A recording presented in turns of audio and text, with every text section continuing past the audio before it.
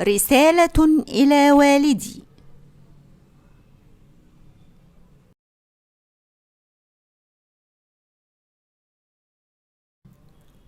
والدي العزيز، تحية طيبة وبعد.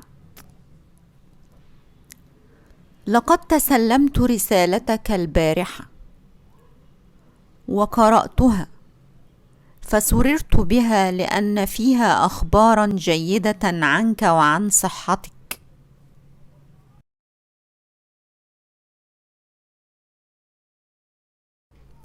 أنا بخير وأتعلم اللغة العربية في معهد فنار بالدوحة.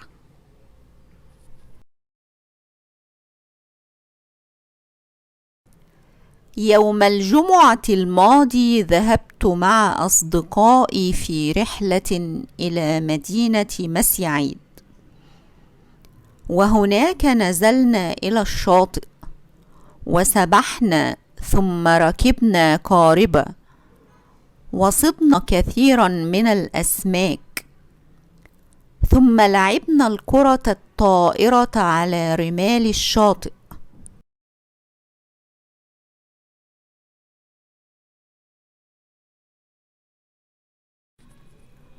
وبعد ذلك زرنا مصانع الغاز والأسمدة والبترول.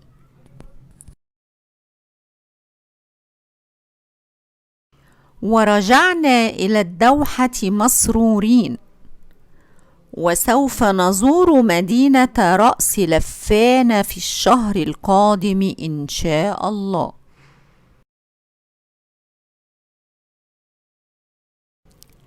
أنا سعيد في الدوحة لأن أهلها كرماء وطيبون، وقد ساعدوني كثيرا على التحدث باللغة العربية، وأنا الآن أستطيع التكلم معهم باللغة العربية، وهي لغة جميلة وسهلة.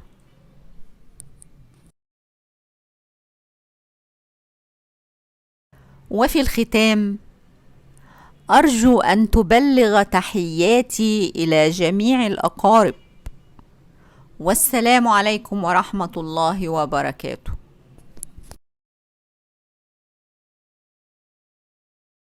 ابنك المطيع سيد إبراهيم خان.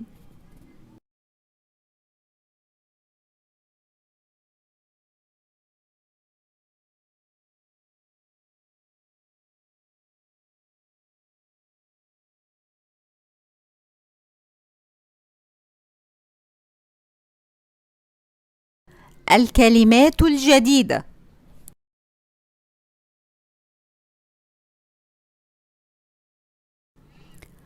تحية طيبة، تحيات طيبات،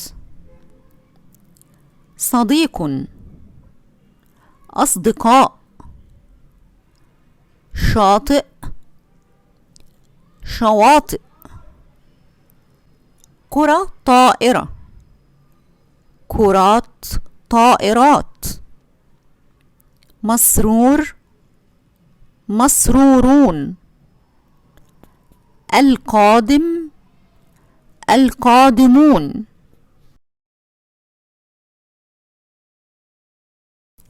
القريب، الأقارب، خبر، أخبار، سررت، ركب، صاد، سبح،